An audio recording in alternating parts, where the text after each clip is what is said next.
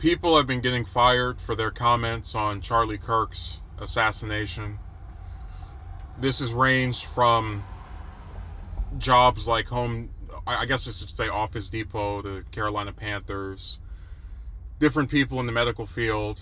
There was some kind of list that was put together by, I don't know if it was a right-wing organization or some right-wing individuals, where they gathered about 60,000 social media users who had posted things which were celebratory of his passing, and with some other actions that are possibly going to be taken by the federal government. So this includes the possible revoking of visas for people who are saying things which are complimentary or congratulatory of his murder.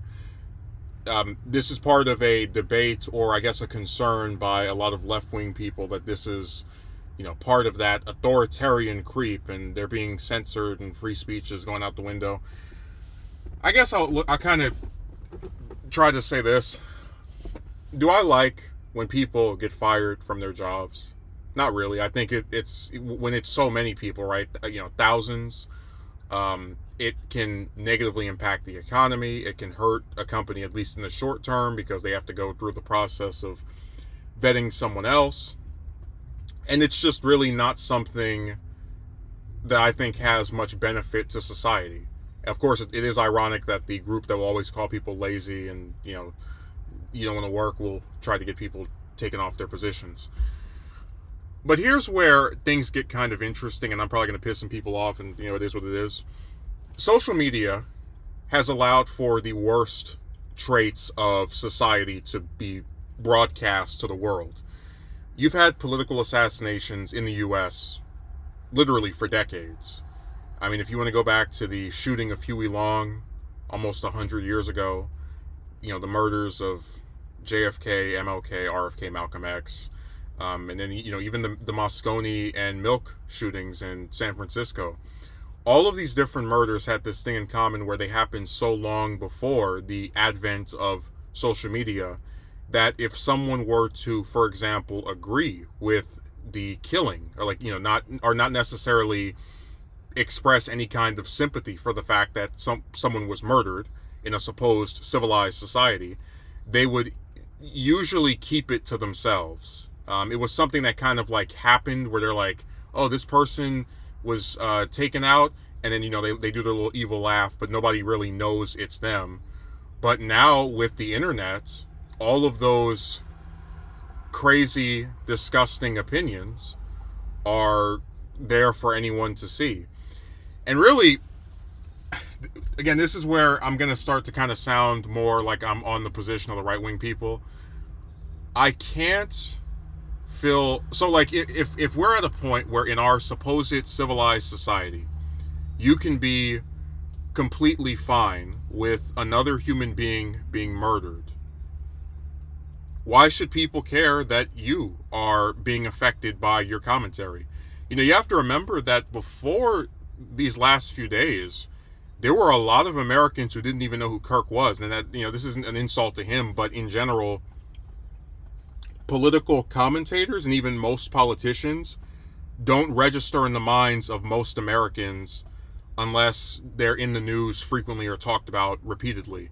So Kirk, for example, had, a few million subscribers on YouTube, but there's, over 300 million Americans. So there's a lot of us who have no idea who he is, because a lot of us, the normies, the ones who are just kind of, they vote in the presidential election every 4 years. Maybe they see something about Trump every week or so. They're not really paying attention to the people around them.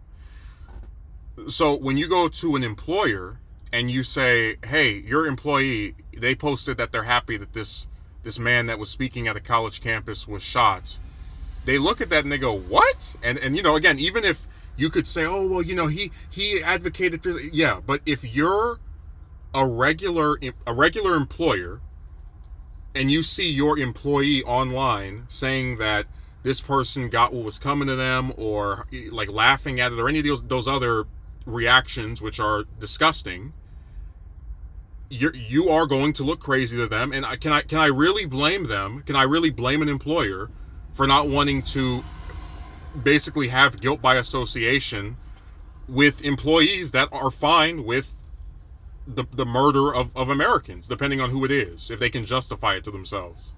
Honestly, it really comes down to people just have gotten so brazen with social media usage that they're not as concerned with regard to hiding their face. Like there were different TikTok videos of people just with their face, with their, any very identifiable features going, yeah, I'm glad that this occurred. And it's crazy that I have a whole feed of people on, Twitter and a little bit on Instagram, some of whom don't even live in the United States, cheering this on.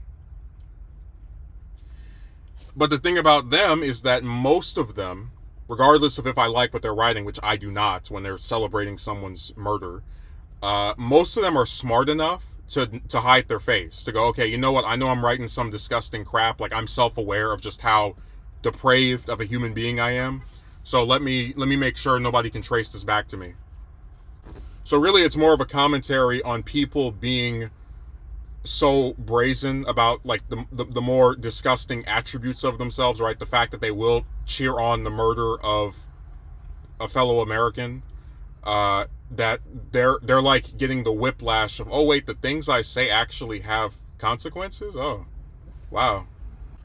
I did that video about the woman and her friend in Rhode Island, the prosecutor, the AG as she called herself. They got arrested while she was drunk and refusing to leave this, I guess, bar that her and her pal got kicked out of.